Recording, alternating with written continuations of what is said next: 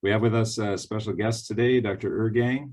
Dr. Ergang is a senior researcher, staff at University of Pittsburgh, and he's here as part of our 50 years special at the AJSM.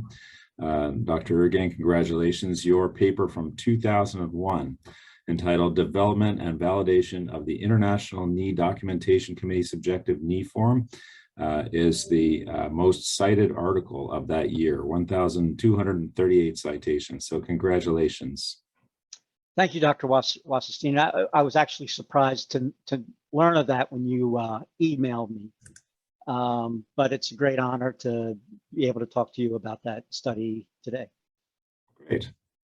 So to start out, why don't you tell us a little bit about what brought the study to bear and why you performed the study? Yeah, it was mostly being at the right place at the right time. And my PhD training I had just completed, which was in educational and psychological measurement. And the IKDC committee, which was truly an international effort, was just getting started on a project to revise and update the IKDC knee ligament rating scale that also included trying to expand the subjective or the patient-reported component of the IKDC.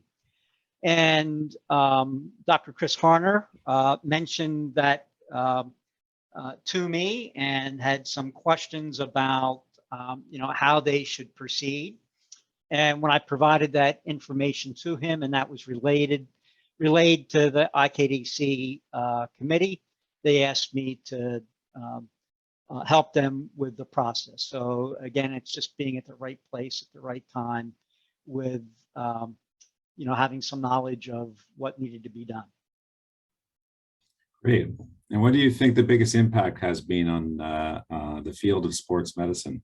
Well, I think the key is that it provides a standard for evaluating patient-reported outcome following knee-related problems. And we've really tried to design it not necessarily to be a disease or injury-specific scale, but rather a knee-specific scale. And I think when you look at the literature and you look at how it's been used, it's probably the most widely used knee-specific patient-reported outcome across the globe. And it's been translated to 20 or more different languages, which also helps to establish its use.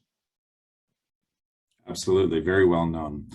So in that light, it's been more than 20 years since it's been published. Is there anything that, that whole retrospective look, what you would maybe have done differently, what you have learned in the 2 decades since that time that might have changed things? Yeah, absolutely. So I think one thing that would have been helpful is to actually have included patients in the development of the questions and having them provide input on the relevance of the items, as well as the clarity and ability to understand the items.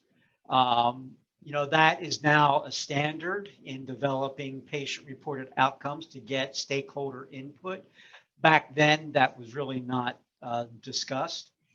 The other thing that has become better developed since then is the use of item response theory and computer adaptive test, which has the potential to be able to shorten the number of questions that are asked while still getting the same information. And in fact, to address both of those issues, the AJSM funded a project together with the American Board of Orthopedic Surgery for us to review and update the IKDC, which we've done. And we've included stakeholder input that allowed us to revise the items. and also applied item response theory and computer adaptive testing that allowed us to shorten it from 18 items to get very similar information after 7 to 8 questions. And I really should add that, you know, Dr. Alan Anderson was really a driving force in us doing that review. That was a major initiative during his presidency. And it's, you know, I just want to recognize him for his contributions and leadership with the IKDC subjective. Thank you for that. Definitely reducing the item number was, I think, going to make this next version as impactful, maybe more. So congratulations. It's a big honor to be to have written something that you know, is the most cited article of the year, I think, in our preeminent sports medicine journal. So do you have any advice for the new researcher, the new clinician or scientist or both that is embarking on their career, and you know, what words of wisdom that they could one day be sitting where you are? Yeah, I think the first thing is to have an important question. Have something that's going to, you know, a question that's going to make an impact on the field of sports medicine. And then second, to, you know, use strong methodology to answer that question.